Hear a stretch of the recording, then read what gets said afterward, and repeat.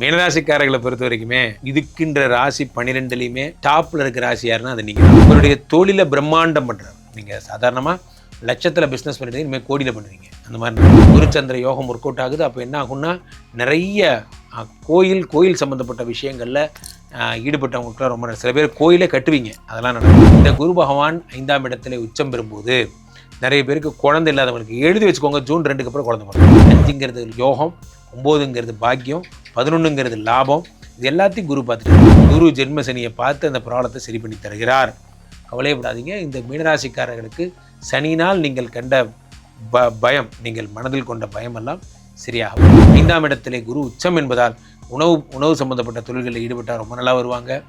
நீர் சம்பந்தப்பட்ட விஷயங்களில் ஈடுபட்டால் நல்லா வருவாங்க. இவர்கள் செய்கின்ற தொழிலில் இவங்க தான் டாப்பர். 100க்கு 200 மார்க் தரலாம். அவ்வளோ சூப்பராக இருக்குது.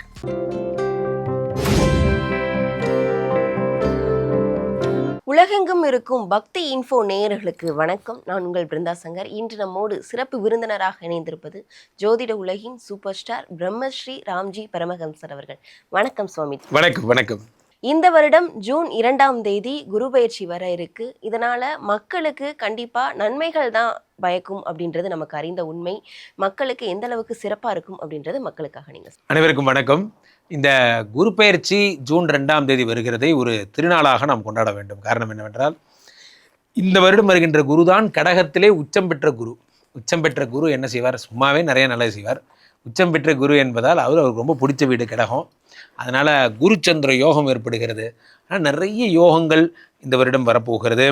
அதை ராசி ரீதியாக யார் யாரெல்லாம் ஃபாரின் போக போகிறீங்க, யார் யாருக்கெல்லாம் குழந்தை பிறக்க போகுது, யார் யாருக்கெல்லாம் கல்யாணம் ஆக போகுதுங்கிறத ராசி ரீதியாக நாம் பார்த்து விடலாம். சுவாமிஜி, மீனராசிக்காரர்களுக்கு இந்த குரு பயிற்சி மூலமா எந்த மாதிரியான அதிர்ஷ்டங்கள்லாம் கொட்ட இருக்கு? மீனராசிக்காரர்களை பொறுத்த வரைக்குமே இதுக்குன்ற ராசி 12லையுமே டாப்பில் இருக்கிற ராசி யாருன்னா அது நீங்கள் தான். காரணம் என்ன அப்படின்னா, 5ஆம் இடமாகப்பட்ட யோகஸ்தானத்தில் குரு பகவான் வருகிறார். பழம் நழுவி பாலில் விழுந்து, அது நழுவி வாயில் விழுந்து, அந்த மாதிரி 5ஆம் இடம் என்பது யோகஸ்தானம். யோகஸ்தானத்திலே குரு பகவான் உச்சம் சாதாரண விஷயம் கிடையாது. உங்களுக்கு ராசிக்கு 1 10 குடையவன். அவர் 5ஆம் இடத்தில் உச்சம் பெறும் பொழுது உங்களுடைய தொழிலை பிரம்மாண்டம் பண்ணுறார். நீங்கள் சாதாரணமாக லட்சத்தில் பிஸ்னஸ் பண்ணிட்டு இனிமேல் கோடியில் பண்ணுவீங்க. அந்த மாதிரி நடக்கும். அடுத்ததாக குரு பகவான் 5ஆம் இடம் என்பது யோகஸ்தானம், 5ஆம் இடம் என்பது புத்திரஸ்தானம், 5ஆம் இடம் என்பது உங்களுடைய பூர்வ புண்ணியஸ்தானம். அதில் சனி இவர் சந்திரனுடைய வீட்டில் உச்சம் பெறும்போது குருச்சந்திர யோகமும் சேர்ந்து ஒர்க் அவுட் ஆகுது. குருச்சந்திர யோகம் ஒர்க் அவுட் ஆகுது. அப்போ என்ன ஆகும்னா நிறைய கோயில் சம்மந்தப்பட்ட விஷயங்களில் ஈடுபட்டவங்களுக்குலாம் ரொம்ப சில பேர் கோயிலே கட்டுவீங்க. அதெல்லாம் நடக்கும்.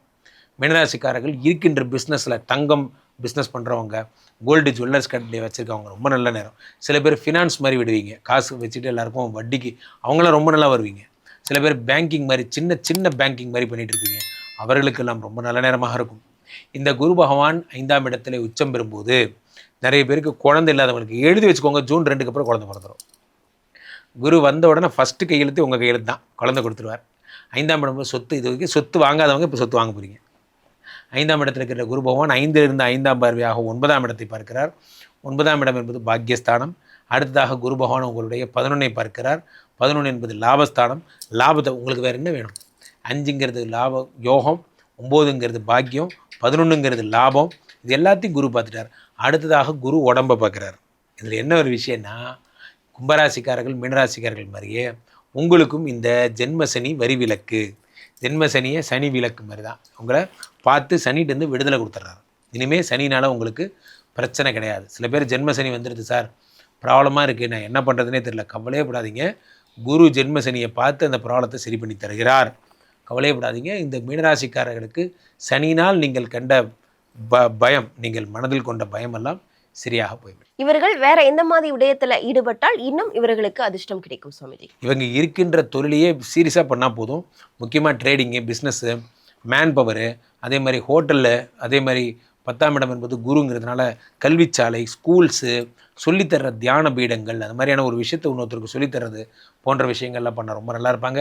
5ஆம் இடத்திலே குரு உச்சம் என்பதால் உணவு சம்மந்தப்பட்ட தொழில்களில் ஈடுபட்டால் ரொம்ப நல்லா வருவாங்க. நீர் சம்மந்தப்பட்ட விஷயங்களில் ஈடுபட்டால் நல்லா வருவாங்க. இவர்கள் செய்கின்ற தொழிலில் இவங்க தான் டாப்பர். 100க்கு 200 மார்க் தரலாம். அவ்வளோ சூப்பராக இருக்குது. குரு பயிற்சி அப்படின்னாலே நம்ம வீட்டில் நடக்கிற ஒரு பெரிய நல்ல விஷயம் மாதிரி தான். 12 ராசிகளுக்குமே பார்த்திங்கன்னா இந்த குரு பயிற்சி எப்படா வரும்னு காத்திருப்பாங்க.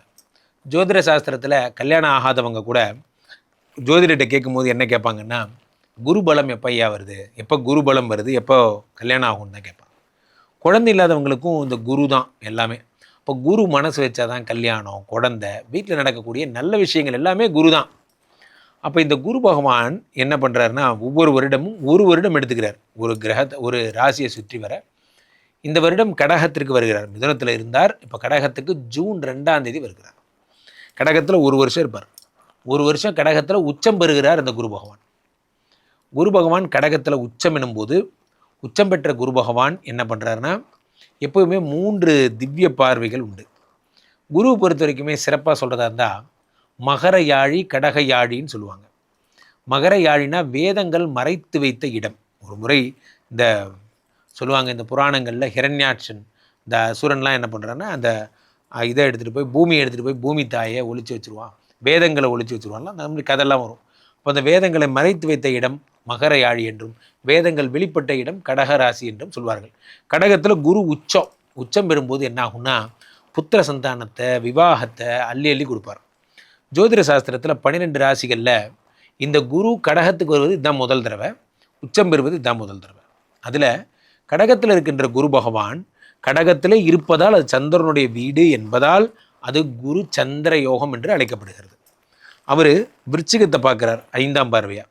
அவருக்கு 3 பார்வைங்க, 5, 7, 9. 5ங்கிறது யோக பார்வை, 7ங்கிறது கலத்திர பார்வை, 9ங்கிறது பாக்கிய பார்வை. இப்போ 5ஆம் இடத்தை குரு பார்க்கும்பொழுது அது செவ்வாயுடைய வீடு என்பதால் செவ்வாயை குரு பார்க்கும்போது அது என்ன ஆகும்னா உங்களுக்கு குரு மங்கள யோகம் என்று அழைக்கப்படுகிறது. இந்த வருடம் இந்த புரட்டாசி மாதம் வாக்கில் செவ்வாய் வந்து கடகத்தில் நீச்சமடைவார். நீச்சமடையும் போது உச்சம் பெற்ற குரு அங்கே தான் உட்காந்துருப்பார். அப்போது 2 பேருமா சேர்ந்து நீச்ச பங்க ராஜயோகம் ஏற்பட போகிறது. அது இந்த வருஷம் தான் நடக்க போகுது. அப்போ குரு மங்கள யோகம். அடுத்து குரு மகரத்தை பார்க்குறார்.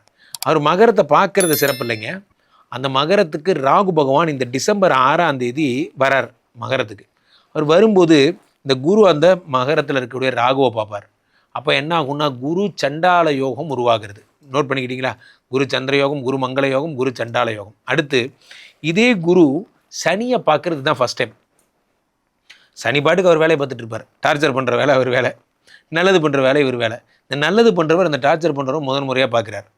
யாரையும் ஒன்றும் பண்ணாதப்பா, இந்த வருஷம் எல்லாருக்கும் நல்லது பண்ணிட்டு போயிடலாம் அப்படிங்கிற ஒரு மோடுக்கு வந்ததில் குரு பகவான் இவரை சனியை பார்க்கும் பொழுது என்ன ஏற்படுனா, சனி தன்னுடைய விஷப்பார்வையை குறைத்து கொள்கிறான்.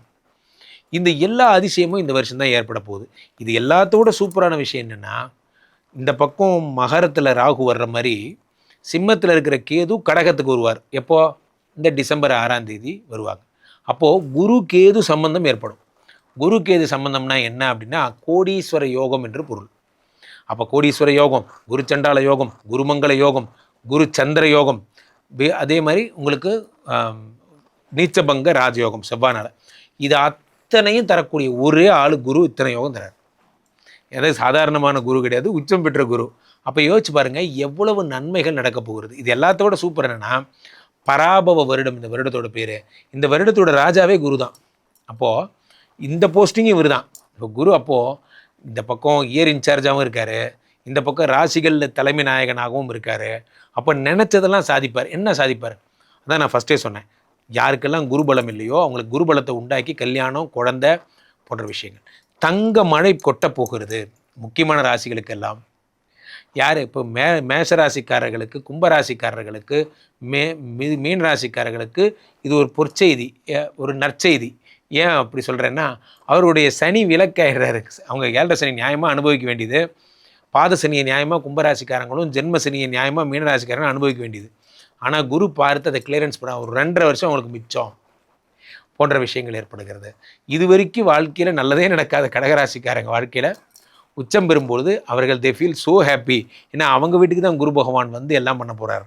ஸோ இனிமேல் கடகராசிக்காரங்க வாழ்க்கையில் காற்றில் அப்படியே என்ன சொல்லுது, ஒரு பெரிய விமானம் மாதிரி காற்றில் இருந்த பட்டம் மாதிரி இருந்த சார், இப்போ நான் பெரிய அண்ணாந்து பார்க்குற மாதிரி ஆகிட்டேன் போன்ற விஷயங்கள் ஏற்படும். இந்த குரு பயிற்சி யாருக்கு நல்லதோ இல்லையோ, பண்டிதர்களுக்கு, படித்தவர்களுக்கு, யாரெல்லாம் தொழில் முனைவர்களுக்கு, மேசராசிக்காரங்களுக்கெல்லாம் 10 பார்க்குறாரு. அதே மாதிரி யார் யாருக்கெல்லாம் வந்து புதிய முயற்சிகள் செய்பவர்கள்லாம் ரொம்ப நல்ல நேரம். கன்னிராசிக்காரர்களுக்கு இப்போ தான் 5 பார்த்து குழந்தை கொடுக்க போகிறார். இப்படி நிறைய பேருக்கு அள்ளி அள்ளி அள்ளி அள்ளி தருகிறார். இது வரைக்கும் துலாம் ராசிக்காரங்களாம் ஜென்ரலாக 10ல் குரு வந்தால் வேலை போயிடும்பாங்க. ஆனால் அவங்களுக்கு வேலையும் பிடுங்கிட்டு இந்த பக்கம் பிளெஸ்ஸிங்கையும் கொடுக்குறாரு, பணத்தையும் கொடுக்குறாரு. ஆக இந்த குரு பயிற்சி மிக அற்புதமான அதிரடி திருப்பங்களுடைய ஒரு மாபெரும் குரு பயிற்சி என்பதில் எந்த சந்தேகமும் இல்லை. அப்போது நம்ம என்ன செய்யணும்? குரு பகவானுடைய கோயிலுக்கு சென்று குரு பகவானை வழிபடணும். குரு பிரம்மா குரு விஷ்ணு குரு தேவோ மகேஸ்வரா குரு சாட்சாத் பரபிரம்மா தஸ்மை ஸ்ரீ குரவே நமஹ சொல்லி பாருங்கள். வாழ்க்கை சித்திர சமாதிகள், ஜீவ சமாதிகள் சென்று பாருங்கள். பிளெஸ்ஸிங்ஸ் பிளெஸ்ஸிங்ஸ் பிளெஸ்ஸிங்ஸ், இது மட்டும்தான் உங்களுக்கு தேவை. வாழ்க்கை மாறப்போகிறது. குரு வந்துவிட்டார். இனி வாழ்க்கையிலே நல்லதெல்லாம் ஏற்பட போகுது. கண்டிப்பா ஒவ்வொரு ராசிக்காரர்களுக்கும் எந்த மாதிரியான அதிர்ஷ்டங்கள்லாம் கொட்ட போகுது அப்படின்னு சொல்லிட்டு ரொம்ப தெளிவா சொல்லியிருந்தீங்க. கண்டிப்பா மக்களுக்கு இது ரொம்பவே பயனுள்ளதா இருக்கும். மக்கள் உங்களை தொடர்பு கொள்றதா இருந்தா எப்படி தொடர்பு கொள்றது சுவாமிஜி? மக்கள் என்ன தொடர்பு கொள்றதா இருந்தால் இந்த கீழே போயிட்டு இருக்க இந்த 2 நம்பரை கூப்பிடுங்க. உங்களுடைய சொந்த ஜாதகத்தை பார்த்து கொள்ளுங்கள். உலக புகழ் வாய்ந்த நமது விஸ்வரூப விஷ்ணுமாயா எழுந்தருள் இருக்கக்கூடிய புனிதமான இந்த ஸ்ரீமடத்திலே தினசரி நடக்கின்ற விஷ்ணுமாயா ஹோமங்கள் கலந்து கொள்ளுங்கள். மீண்டும் ஒரு நல்ல பதிவில் சந்திப்போம். நன்றி, வணக்கம்.